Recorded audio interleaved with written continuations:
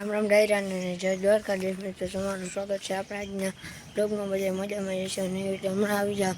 હવે આપણે જઈએ છીએ દુકાને, તો દુકાને જઈને મળી. પછી મિત્રો આપણે દુકાને આવી ગયા અને હવે આવી ગયા છે બાલાજી વાળા ભાઈ.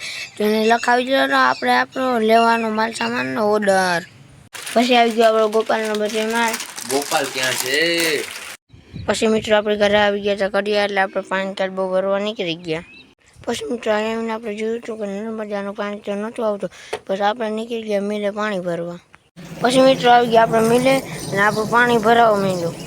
પછી મિત્રો આપણો કેલબો ભરાઈ ગયો ને આપણે નીકળી ગયા ઘર તરફ. આપણે પાણી ભરીને આવીને દુકાને જોયું તો આજે થોડાક જ પડ્યા હતા. હવે આપણે બનાવશું આવો બપોર કર્યો તો હવે ઘડીક પછી મળીએ ધૂબ.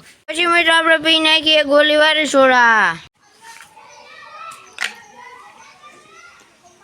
પછી મિત્રો આપણે કરવું છે હવે માવાનું અનબોક્સિંગ.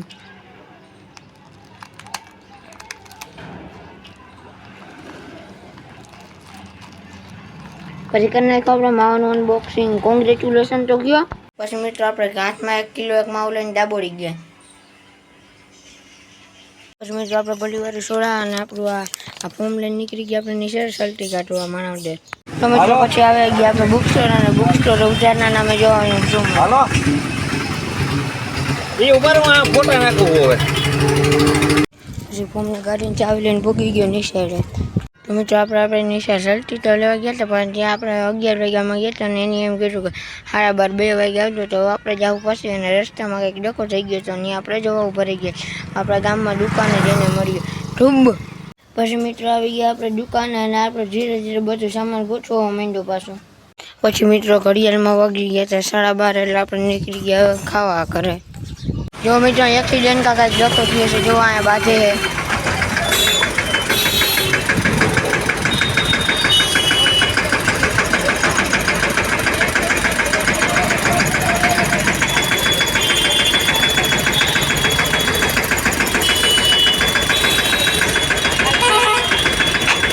તો મિત્રો પછી બપોર આપણે ખાંડ નીકળી ગયા પાછા આપણે દુકાન તરફ.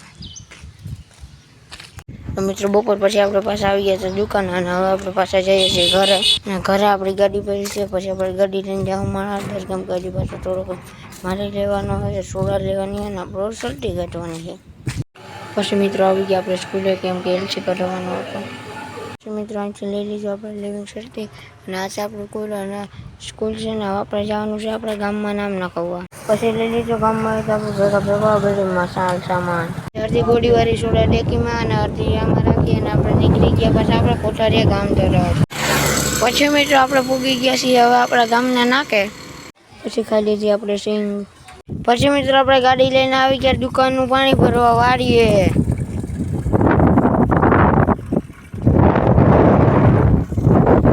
કૂતરું આરામ કરે છે. હવે આપણે મળીએ ગામમાં જઈને ધૂબ. આપણે કેલબો ભરીને ભૂગી ગયા છીએ આપણી દુકાને. હાલો દ્વારકાધીશભાઈ. જય દ્વારકાધીશ. હું કે ભાઈ પાછા કેટલા દી આવ્યા આપણે બ્લોગમાં? બધા કહેતા હતા કે ઓલા ભાઈ કે તમારું નામ તો કયો? અમારું નામ સિક્રેટ રાખવાનું છે, નામ તળીને હા તો કંઈક 2 શબ્દ કહી દો. તો તમારા માટે એક શાયરી ફરમાવીએ છીએ. હા બોલો બોલો. કે લીમડાને ગમે એટલું પાણી પાવ, કે લીમડાને ગમે એટલું પાણી પાવ, લીમડો કડવો જ રે. વાહ વાહ વાહ વાહ. અને ભળવાને ગમે એટલા હાસવો ને એ ભળવો જ રે. વાહ વાહ વાહ વાહ.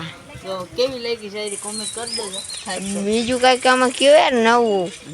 તો અમારા ગામમાં એવું છે કે હમણાં થોડાક ચંદનના લાકડાની તસ્કરી થઈ ગઈ છે. થોડાક ચંદનના લાકડા કપાઈ ગયા છે ગામમાં. આ શું છે ભાઈ? આ બધું એ બધું શીખવે છે. તમે બધે આમાં જાહેર કરો એમ ના હાલે. આવો મળીએ આવજો. ઓ ભાઈ જય દ્વારકાધીશ. તો મિત્રો આપણે આ બ્લોગના જોતાવીએ છીએ. તો આપણો બ્લોગ કેવો લાગ્યો હોય કોમેન્ટમાં જરૂર બતાવજો. અને આપણે ચેનલમાં નવો હોય તો લાઈક સબસ્ક્રાઈબ કરી દેજો. હવે આપણે મળીએ આવતા નવા બ્લોગમાં. જય દ્વારકાધીશ ધૂબ.